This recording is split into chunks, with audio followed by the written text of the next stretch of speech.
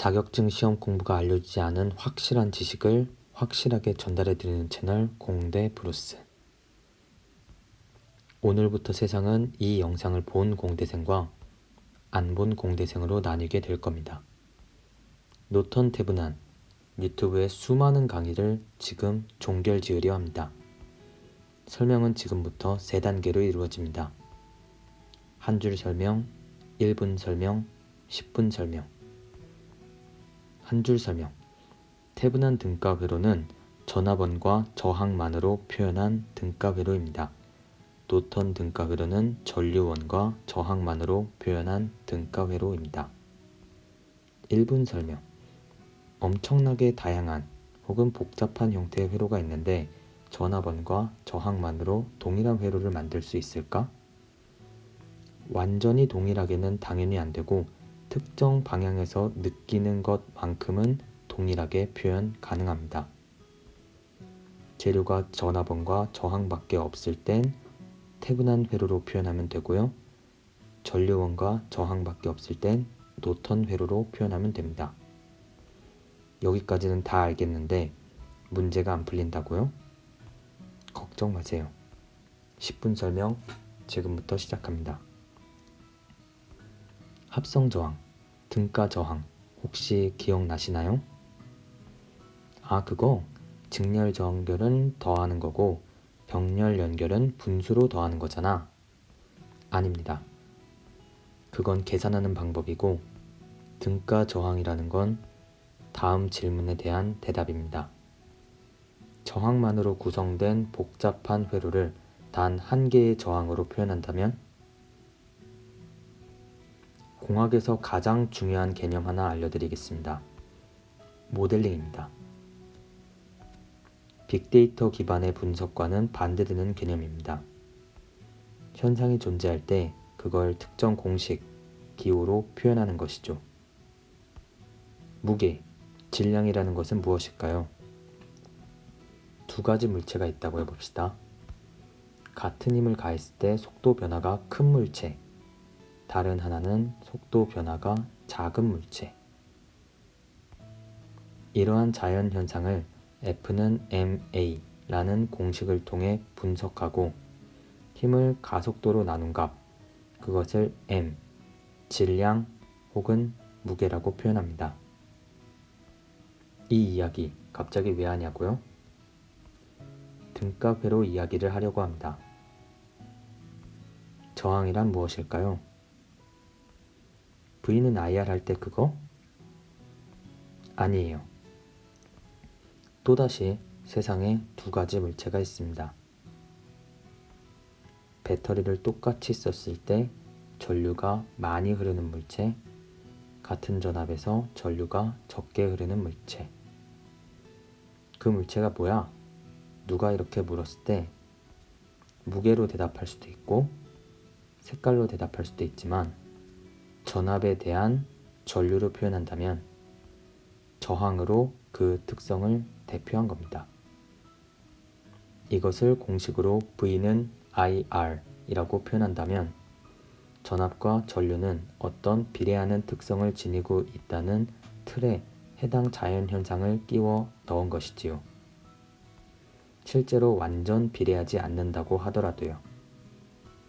이것이 바로 모델링이자 등가 땡땡입니다. 합성 저항, 등가 저항은 그럼 어떻게 이해해야 할까요? 복잡한 회로에 전압을 걸었을 때 특정 암페어의 전류가 흐른다는 성질만은 집중하여 똑같은 현상이 일어나는 저항 단 한 개로만 구성된 회로에서 그것을 대표할 수 있는 저항값, 이것이 등가 저항입니다. 10분이 넘은 것 같네요.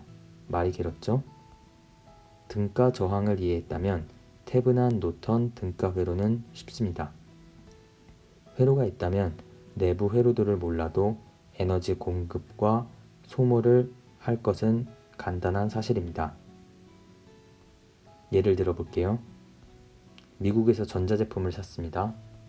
한국에서 파는 것과 동일한 제품인데 집에 있던 충전기를 같이 써도 될까요? 이때 여러분들은 어떤 정보를 보시나요? 제품 회로들을 보시나요? 아니죠. 충전 콘센트의 전압만이 관심 있습니다. 태분한도, 노턴도 이 경우에 사용합니다. 어떤 회로가 있다고 가정해 봅시다. 다 필요 없고 내가 꼽는 부분에서 전압만 알고 싶습니다. 제품 파는 회사는 이 전압만 이야기합니다. 전압 등가 회로로 여러분에게 이야기한 것입니다.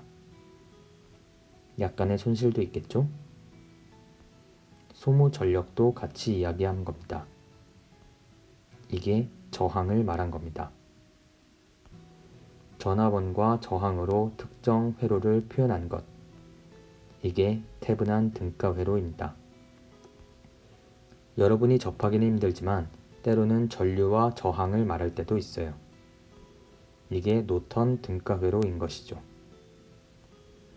다시 한번 한 줄짜리 설명을 볼까요? 태분한 등가 회로, 전압원과 저항만으로 표현한 등가 회로, 노턴 등가 회로, 전류원과 저항만으로 표현한 등가 회로. 이젠 여러분이 의미를 이해했으니 좀 더 자세한 한 줄로 설명드리겠습니다. 태분한 등가 회로, 전압원과 저항만으로 표현한 등가 회로. 태분한 등가 회로, 전압원과 저항의 직렬로 표현한 등가 회로. 노턴 등가 회로, 전류원과 저항만으로 표현한 등가 회로. 노턴 등가 회로, 전류원과 저항의 병렬로 표현한 등가 회로. 뭐가 달라졌죠? 직렬로 라는 표현이 태분한 등가 회로에서 추가되었습니다. 전압원과 저항으로 표현하는 것은 알겠습니다. 왜 근데 직렬일까요? 전류원과 저항으로 표현할 때도 있다는 건 알겠습니다. 왜 근데 병렬일까요? 연결할 때 단자가 병렬로 나와 있기 때문입니다. 단자는 늘 두 선이지요.